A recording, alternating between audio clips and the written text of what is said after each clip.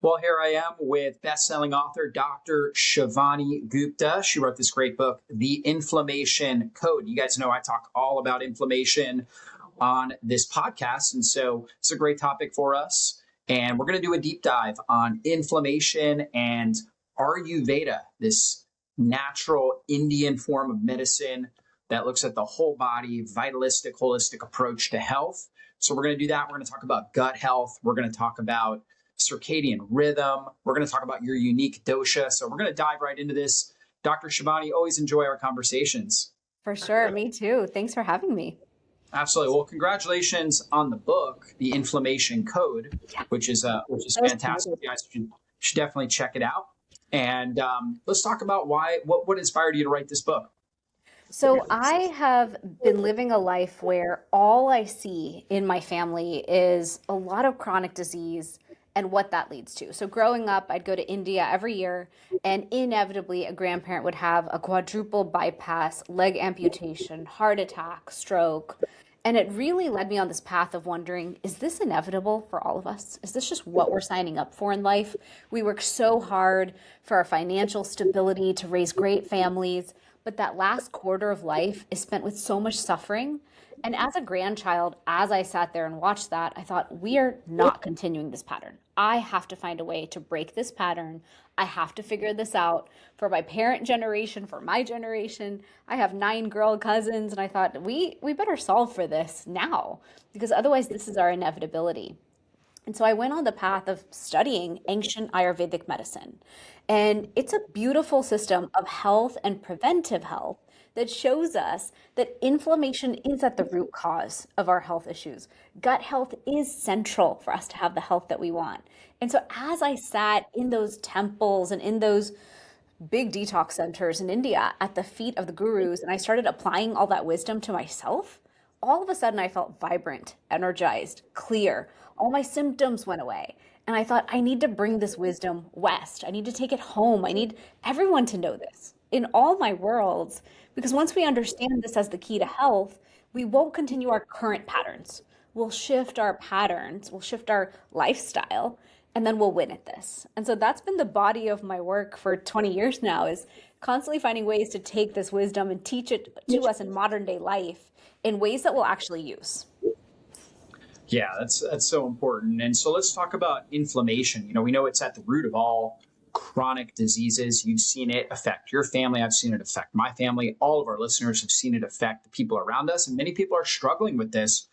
And it's just a term that most people don't really understand. So let's break down what is inflammation, and what are the signs and symptoms that people may be dealing with chronic inflammation.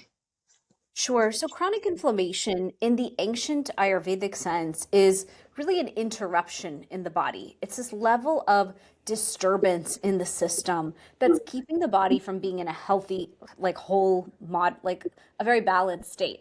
And so when we talk about it in the modern day science, we talk about the immune system reacting, the immune system going haywire, the fact that this inflammation is kind of like a forest fire going on underneath in our bodies, and we don't even see it, but the alarm bells are going off and we're just not hearing them. We're not paying attention enough. And so those symptoms that you're talking about oftentimes show up as joint pain, headaches, fatigue, waking up with aches and pains. Maybe it's like a hip pain, knee pain, back pain, and it's chronic now. It's just not going away. Maybe it's your gut having disturbances and things like that. And so it's very subtle signs sometimes. And the problem is when we start to feel those different symptoms, oftentimes we're like, I guess this is just aging. I guess that's just what this is. And whenever you hear that message in your mind, or someone around you who you love says that, always pause and say, you know what? It's not aging. It's inflammation. It's inflammation symptoms. Where can I pause and look and say, what have I been doing lately that's causing me to feel this way? And if we peel back those layers, oftentimes we'll see it's our diet, it's our stress levels, could be travel, poor sleep. There's a lot of factors that add up to inflammation. The problem is in modern day life right now, the way we're living it, that stack up of issues that cause inflammation is pretty significant. It's toxins, environmental toxins, microplastics. There's a big piece around what we're environmentally putting onto and in the body. that our body has to battle with. So that's always my category number one is where can we reduce the toxic burden that's affecting us? Then let's talk about our gut health because our gut health really has to process everything. And so that's why I wrote a whole chapter on it because in Ayurveda, we call the gut health Agni, the center of all health. That's our brain health, our mood, everything. And modern science has proven that to be true. And then we go further into your elemental design and all the other pieces. Yeah, for sure. And so gut is so critical to overall health in general. And so what is science found when it comes to the gut, the intestinal lining, how that, and the gut microbiome, how that all impacts inflammation in our body? Absolutely. So we know now through modern science, and it's beautiful to watch the science right now getting published and showing us what ancient Ayurveda really hinted to. Ayurveda said, you have a digestive fire. It's the center of everything. When that fire is robust and healthy, you're going to process and assimilate and absorb all of your nutrition. And nowadays we talk about gut microbiome diversity, eating a variety. We talk about prebiotics, probiotics. We talk about this intestinal lining and the level of intestinal permeability that we have right now in modern day society that's so problematic. We know through modern science that that immune system is right alongside that lining of the gut. And so when we have permeability, when we have leaky gut, all this food that's meant to stay in the digestive system is leaking out. And the body is like, what is that? That's not supposed to be here. And the body goes into high alert and is fighting every time you eat, every time you drink something, because it's all leaking out. And so that's an interesting thing to understand is our gut health is actually meant to be honored and revered as our number one health practice. And modern day life in the West, we kind of have a tendency of drinking what we want, eating what we want. If it's sold in a grocery store, we think it's food. And that's a big pain point I have with modern day life, and I have a big problem with it. Just because it's sold in a grocery store does not make it food for your body. That stuff, I tell my own children, I'm like, you think Oreos are food?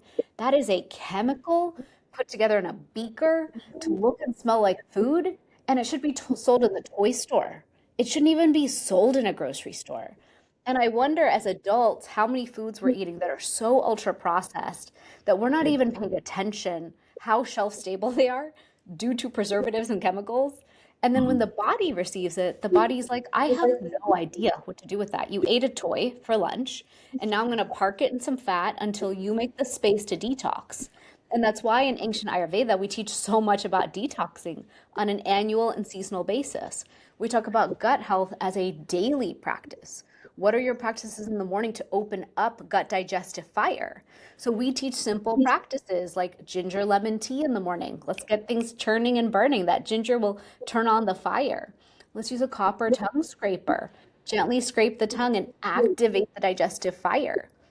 And so Ayurveda actually teaches a good amount of rituals and practices you can do, even around how you eat and when you eat, that can support building a healthy digestive fire, helping heal the gut. We have spices like turmeric that help with leaky gut and healing the gut. And then we have that robust digestion, which will help us to win at inflammation.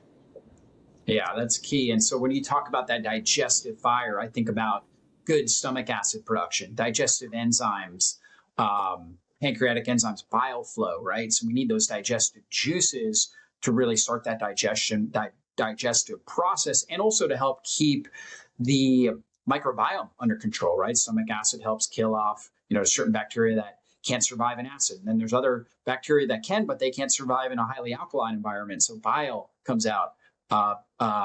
Sodium bicarbonate comes out from the pancreas, right? And so when all of that's working well, it helps keep that microbiome in check. It helps break down and digest the food well. So key.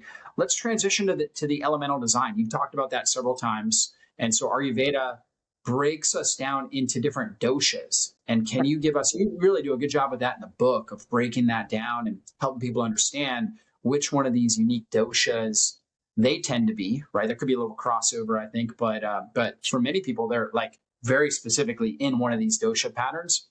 Absolutely. And can you go through that in detail? Yeah, for sure. So in Ayurveda, we talked about how nature is king. Nature is what balances us, it keeps us our healthiest. And from nature, when you pull the five elements, air, ether, fire, water, and earth, ether being space, and then you subdivide those five elements, you get the three body types. And ancient Ayurveda called it the doshas. And when I wrote my book, I tried to really start to simplify and not use 100 Sanskrit words that would confuse us as the Western population that we are. So I simplified doshas into elemental design. And I took that translation of it and then applied it to all areas of our life, just to give us a framework that we could easily think of and apply. So you're either an air person, a fire person, or an earth with water person. In Ayurveda, we call those body constitutions Vata, Pitta, and Kapha. And in the West, we pronounce them Vata, Pitta, and Kapha. And so when you take those body types and you break them down, it illuminates and illustrates to you so much about yourself. And then you can better navigate your own body type, your own habits, your circadian clock, your diet, which is a big one.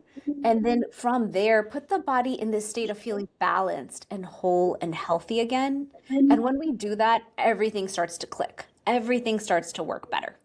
So the first one, Vata, is typically someone who's taller or shorter than anyone in their demographic.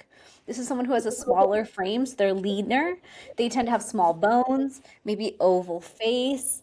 This is someone who physically is just lighter, and they're more of that air and ether element. So they can have the traits of, for example, a ceiling fan, constantly in motion and never ever stop. They could also be kind of like a tornado. So really out of balance all over, super high energy, but unable to settle down and be grounded. And so the traits of a Vata person are they tend to be creative, joyful, vibrant. They're the energizer bunny. They're constantly moving. They're going to likely take a job where they don't have to sit still because sitting still is hard for the Vata body type. Mentally, this is someone who's out there, creative, joyful, creating things. Some of their tendencies from an imbalance standpoint are they tend towards anxiety, tend towards constipation, dryness, tend towards insomnia, and then tend towards having this energy of like starting things but not finishing. And so for the Vata body type, we always say, let's ground you, feet in the grass, grounding practices, less of the endurance running and things that they get kind of addicted to, and more of heavy foods, root vegetables, fall foods, and then healthy fats.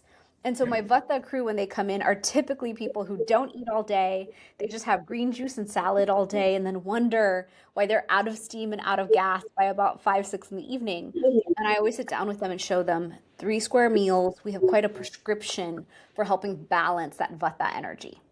And then the second one is called Pitta. Pitta are fire people, fire with some water. And so the fire body type is reddish skin, reddish hair, medium bodied. Personality wise, this is your passionate, driven leader. They're very organized. When they're out of balance, they tend to be really perfectionist and controlling. They're very fiery. So if the world's not going their way, a fire person's kind of like a volcano. They erupt, they explode, they burn out, and the people closest to them can kind of be collateral damage. And so my homework for my Pitta crew is, and I'm a Pitta, we get really hangry. Like Pitta people have the strongest digestive fire. And so it's about timing. Like your meal times need to be planned.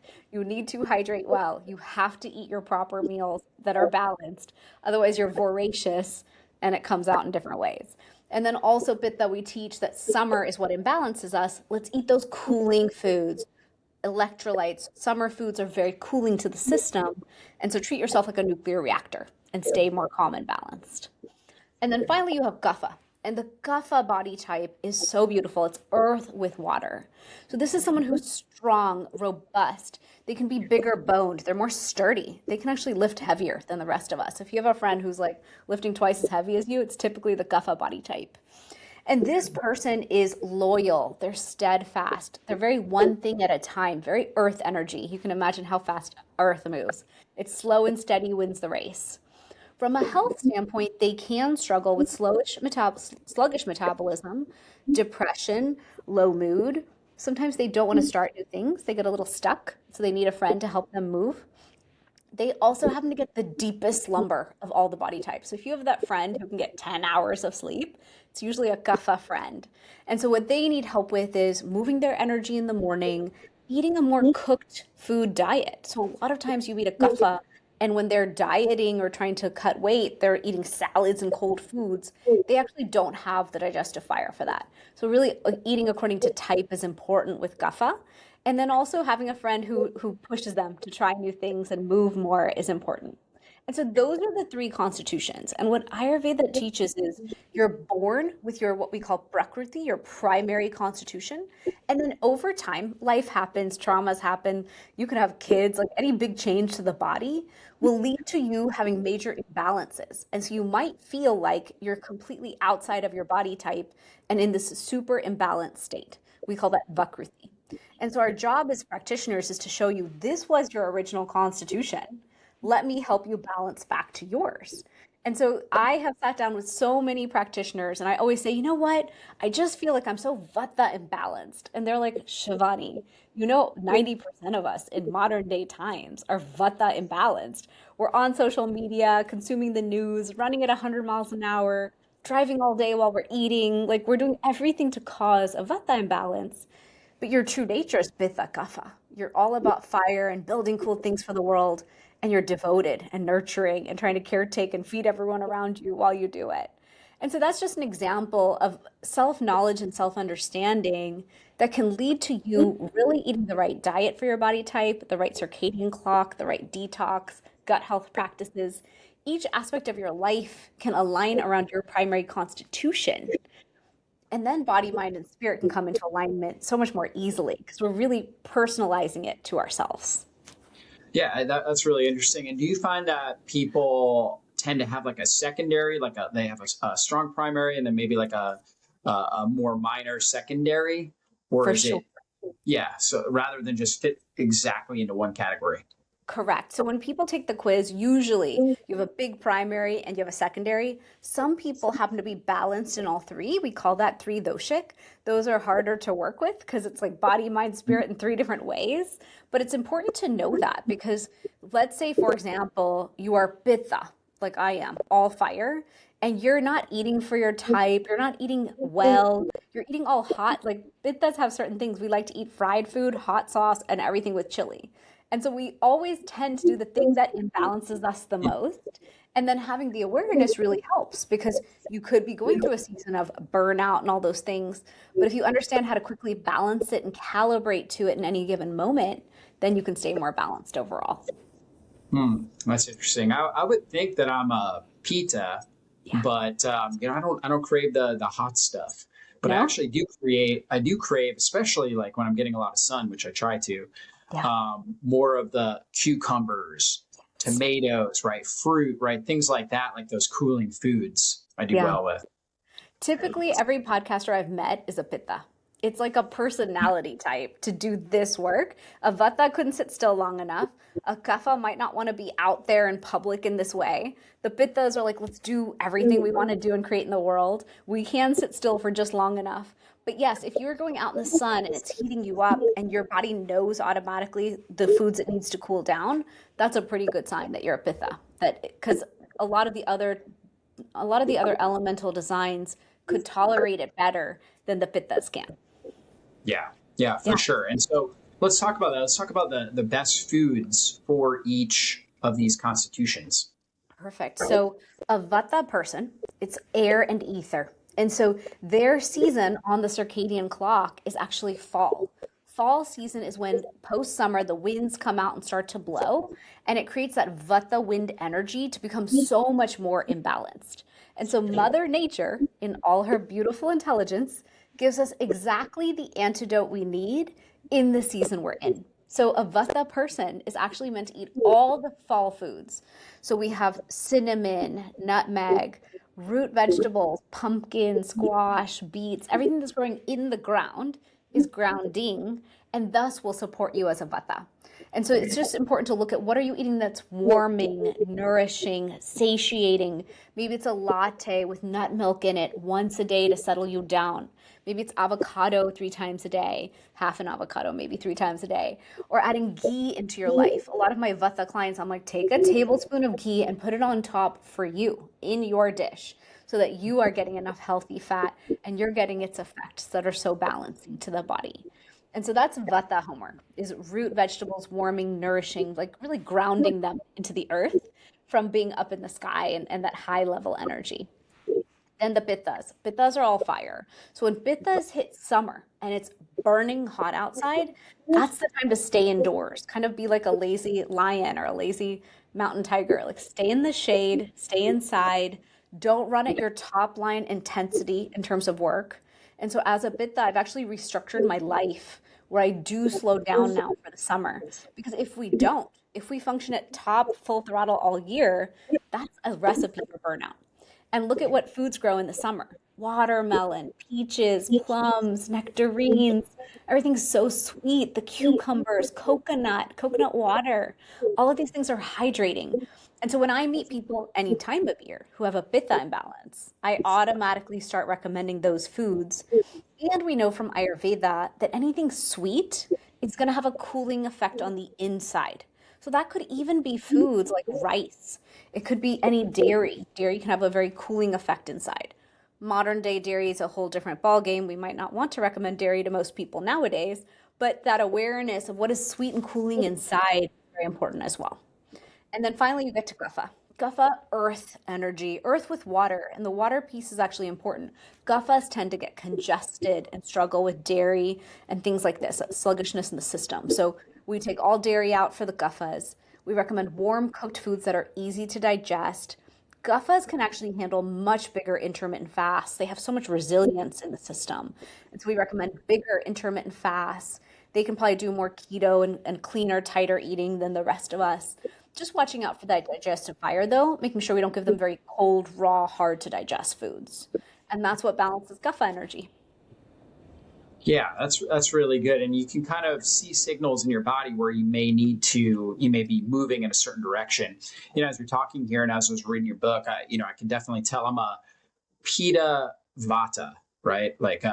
So I actually do great, getting out in the sun and things like that, getting that warmth. I think winter, the cold weather, which is why I live in the South, right? I don't do as well with that, but I'm a very, very driven, I was telling you before the call, like I'm a gas pedal type person. So I'm very driven. But I am the lean, narrow body type, right? So I think it's kind of that Vata Pitta. So it's always interesting kind of figuring out yourself, right? Yeah, and we evolve over time. And so when we look at the circadian clock and tie that to nature, a big piece of my research right now is why in perimenopause and menopause are we as women struggling so much? Like Ayurveda must have the answers to this. And as I dig deeper and deeper, I think a big piece of it is Vata season of life is the last third of our life. So we start in Kapha. We start by growing, nurturing, building. The whole middle is Pitta, when we are working and driving and building our lives.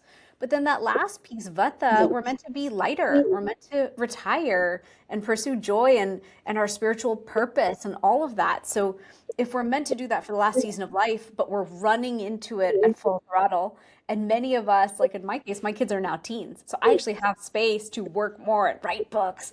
So some of us are entering that last season, and instead of slowing down for Vata, we're going harder. And so it's so important to pause and look at it and say, okay, well, I might want to do what I'm going to do, regardless of the season. How can I really support and nourish the body? And we know the Vata imbalances are dryness. It's going to cause brain fog, joint pain. Like every symptom of perimenopause, menopause is Vata season of life imbalance. I'm actually calling it Vata syndrome of menopause because I really do think it's such a serious thing to pay attention to.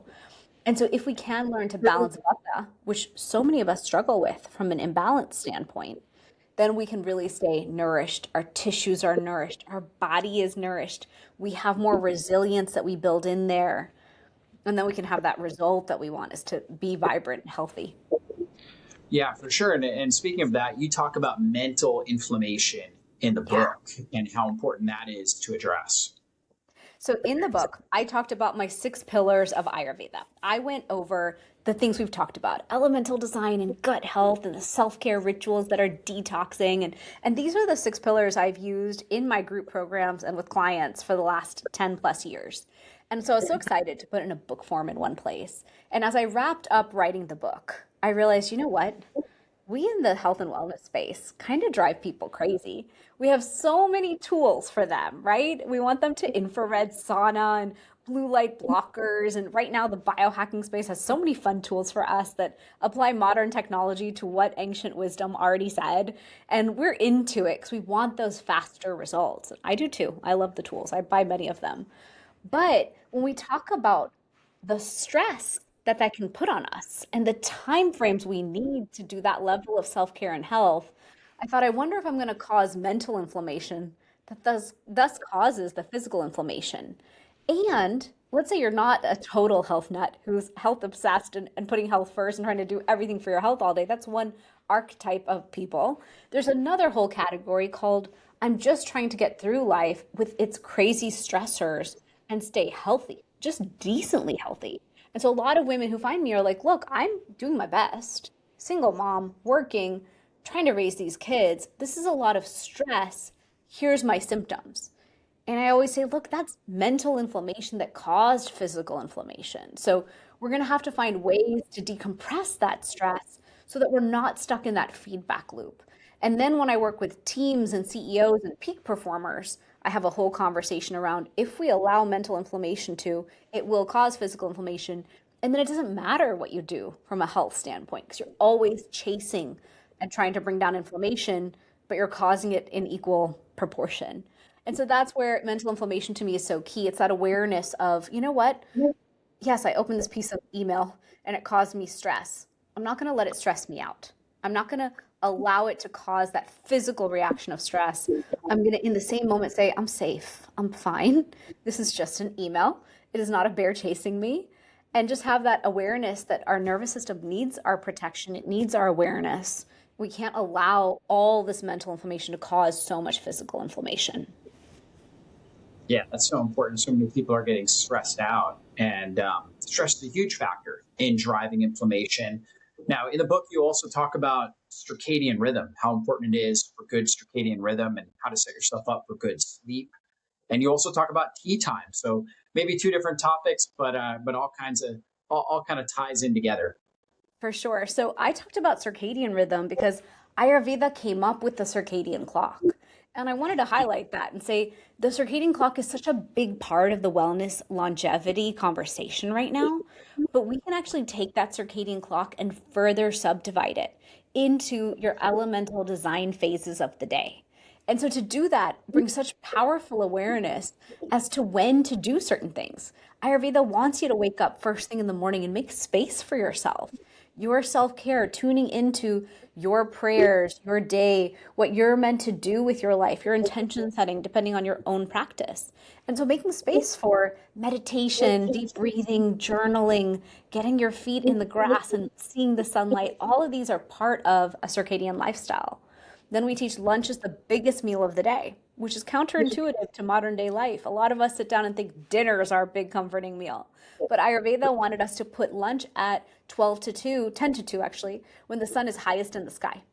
Then we talk about sleep and how we must sleep 10 to 2 on the clock again, because that time of day is when we're going to have a melatonin release and when Pitta time of day happens. And Pitta is when the fires are going to come out and clear out lymphatic and inflammation and all the different systems and glymphatic system of the brain.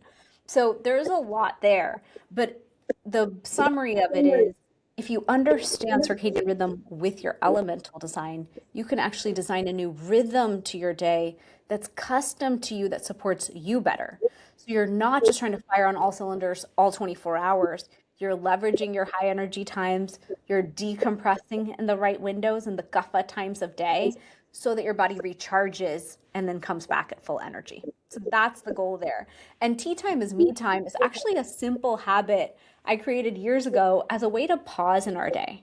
Just pause, sip a cup of tea, could be coffee if you're a big coffee lover, But just the habit of drinking a warm beverage, putting the phone down, putting down the news or any other outside factors, and tuning into yourself can be a perfect mindful moment or a sacred moment where you tune in and ask your own intuition some powerful questions like, how am I doing today?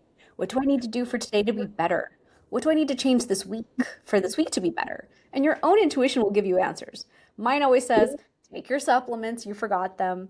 You need to say no to that person. You say yes to everybody, but you need to say no. That's not going to be good for you in the end. And also, when we look at it from the science standpoint, when we want vagal nerve toning, we want our nervous system to drop into parasympathetic, out of fight or flight. Having a hot beverage that's comforting is the perfect way to do it. And so that's why I love teaching this habit, because whether you're on the road, whether you are in a corporation, you can pause. Whether you're in a conference, everywhere I go, I just stop at a Starbucks, ask for hot water, and have a mindful moment with a cup of tea. And that's my way to drop in and tune in. And honestly, I think that's one of the most powerful self-care tools we can use, because if we're consistent with it, then we've given our body at least 5 or 6 times a day where we paused and we allowed ourselves to drop out of fight or flight, build back that nervous system, having the ability to even have that flexibility. So we're not in fight or flight 24 hours a day. And then everything will improve. The body will heal and regenerate itself. And so I like to teach those simple, bite-sized self-care activities we can do that are tiny, but they actually give us really big leveraged results. Yeah, that's great. And what I know with the book you talk about like a nighttime routine to help set people up for really good sleep. I think my listeners would like to know some of these nighttime routine strategies.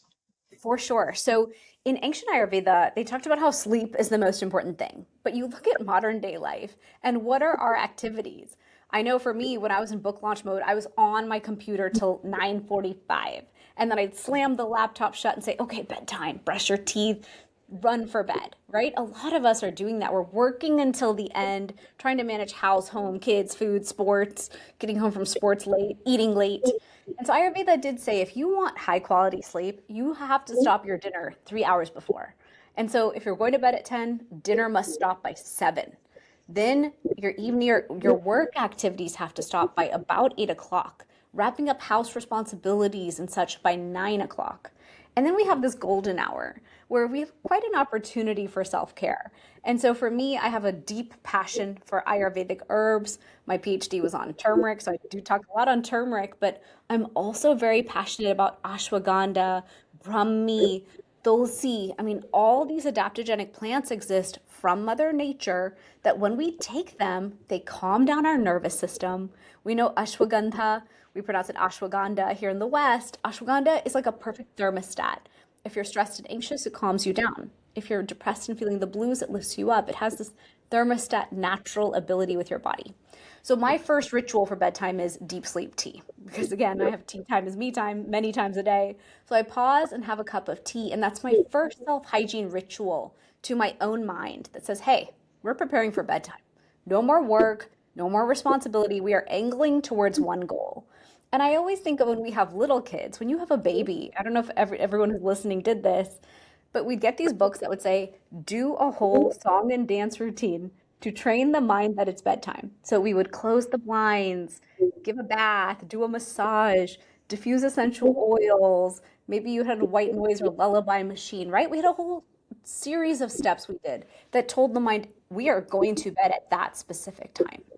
And so why as adults do we not do that for ourselves? Why are we just falling into bed with our iPhones in our workout clothes straight from work and not thinking about high quality sleep? And so that's my invitation to the listener today is finding a sleep hygiene routine that reminds you, okay, it's a hot shower. Maybe it's a heating pad in bed because so many of us have aches and pains and that's a comforting moment. Maybe it's a few stretches before bed so that we're not so tight in our muscles and then wake up tight. That's why yoga is a sister science to Ayurveda. So maybe it's a few stretches, maybe it's legs up the wall, maybe it's a few deep breaths, pranayama, just to calm the nervous system before bedtime, or doing your gratitude journal.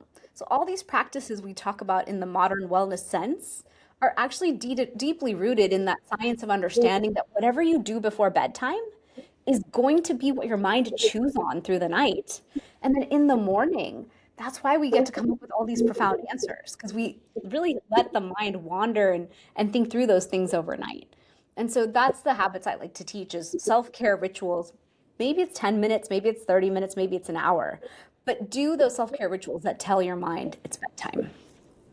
Yeah, that's good. Now, you mentioned the deep sleep tea. Does that have the ashwagandha? Because you had mentioned the ashwagandha. What are some of the herbs that you use in that? It has Brahmi, ashwagandha, it has cardamom. Cardamom has a lot of benefits for sleep. So in ancient India, we would take milk and add turmeric and cardamom to it for bedtime because it has these different ingredients for sleep. That tea has osmanthus flower and it's on a rooibos base, so there's no caffeine in it. But so Mhm. many people tell me, they're like, I got better sleep just on the tea. I didn't need your sleep gummies or anything else on earth. The tea did it. And I'm like, that's perfect. Ayurveda in tea form was the original form that we would dispense herbs in. So I love it. Yeah, that's great. And you also have your super spice protocols. Obviously, your expertise is in turmeric, but you have your whole super spice protocols. What can you break those down? Some of those protocols for us. For sure. So my first formula that I made was turmeric gold. And I made that because I thought, what if all of Western medicine, when we go to the doctor and they say you have something based on inflammation, anything that ends in, what is that word? Well, I Itis, think, say it again. itis, like Itis. arthritis. Yes, that's it. My brain totally blanked. Everything ending in itis is inflammation. And when we go there and we're like, we have this problem, and they always end in itis, I thought, why can't they just give us turmeric? Because I myself am not a good patient for NSAIDs, for any drugs. Unfortunately, I'm one of the people who always gets the adverse effects. I once took an opioid after surgery, and my husband was like, never do that again. You are Mhm. not built for these high dose things. And so I built turmeric gold and inflammation relief for orthopedics and to put it in the hands of doctors so that when all of us go to the doctor, they have a natural option and they all say, you can take turmeric for that. And then I also made it for all of us who struggle with pain, inflammation, and want natural tools. So that's a very potent curcumin combination. And Mhm. tens of thousands of people have taken it and felt the benefits. And then I made teas because in Ayurveda, these adaptogenic solutions can be so powerful. So the menopause support tea has three types of tulsi and shatavari. We pronounce it shatavari here in the West, but that's a queen of adaptogenic herbs to support female and male reproductive organs. And so a lot of these herbs are rejuvenative. So menopause tea, everyone says they have no more hot flashes and night sweats. And I'm like, great, whatever it takes for you to have better sleep and be more calm is perfect. Then I made unwind tea because not everyone loves deep sleep tea. They don't want sleep support, but they do want to get home from work and unwind without reaching for the wine and the chocolate. Because a lot of us are reaching for like the snacks, and then there's a whole category reaching for wine to support them unwinding. And so I made that tea for that crew too. So these are just the different ways I put herbs together from ancient Ayurveda to solve each problem that I see people struggling with. I feel like in women's health right now, we need more solutions in perimenopause, menopause for our high stress days and for our sleep. As a society, we're struggling with inflammation at such a profound level.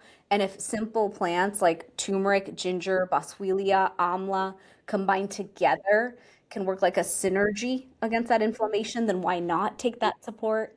So that's the work I've been doing for the last 10 years is combining herbs at a potent level to deliver that result. Yeah, yeah, that's so good. And people can find your products as well, just on your website, right? ShivaniGupta.com.